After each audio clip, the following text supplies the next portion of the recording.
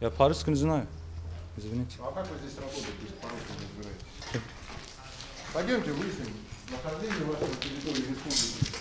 Один ответ на все неудобные вопросы. Впрочем, языковой барьер рейду сотрудников миграционной службы не помеха. Они должны проверить законность пребывания этих людей в регионе. Как выяснилось, документов, разрешающих проживание и трудовую деятельность на территории республики у иностранных граждан нет. Вы сейчас не можете мне представить ни документа, удостоверяющего вашу личность, ни документов, подтверждающих законность нахождения, а также документа, подтверждающие вами трудовую деятельность. Поэтому для установления данных обстоятельств будет доставлен в отдел, где будет провести необходимые процедуры. Что у вас было месяц назад, год назад, в настоящее время нас не интересует. Вам понятно? Все, поэтому собирайтесь. Сейчас карантин идет, не знаю вообще. Вот поэтому маску надеваем, тем более. Вы должны соблюдать карантинные меры. Вот есть вместе маска. с нами надевайте средства индивидуальной защиты. Средства индивидуальной защиты у нелегалов имеются, а вот со спецодеждой проблема. Предположительно, граждане Азербайджана уже второй месяц зарабатывают на хлеб. Здесь, на территории строящегося многоквартирного дома по улице Горчханова. И делают они это, пренебрегая всеми нормами безопасности.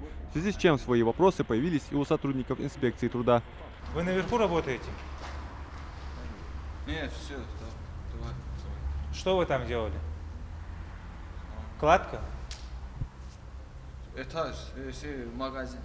Каска где ваша? Спецодежда каска где? есть. Перчатки где? Обувь где? Не выдают вам, да? Каска есть. Работодатель обязан соблюдать трудовые права своих подопечных, а именно предоставить им все необходимые условия, разъясняют визитеры. Здесь, на территории будущего военного комиссариата, они также обнаружили массу нарушений. Руководитель стройобъекта обязался их исправить только после соответствующего предписания. И я думаю, будем бороться с этим, будем исправлять, будем строить здание так, как для себя.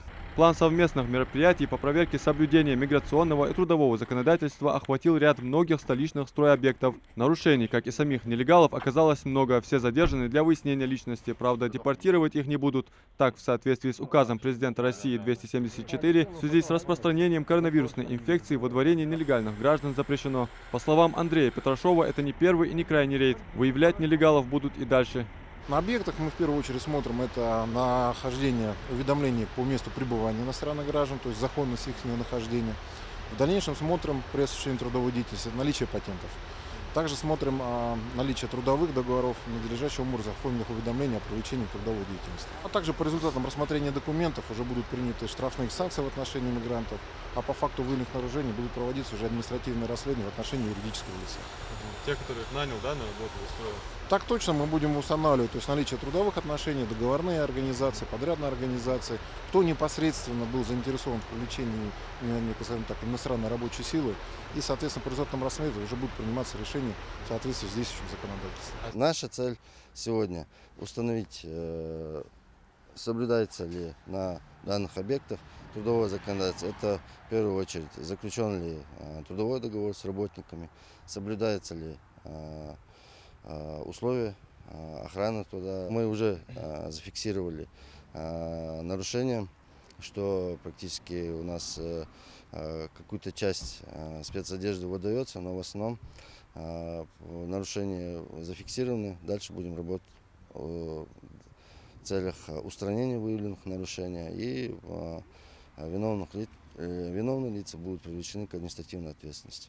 Следует отметить, что находящихся на территории Ингушетии нелегальных граждан будут проверять и по линии Центра противодействия экстремизма. Ну а самих работодателей за вышеперечисленные нарушения ожидает штраф от 20 до 150 тысяч рублей. Адам Мережков, Магомед Дидигов, Новости 24.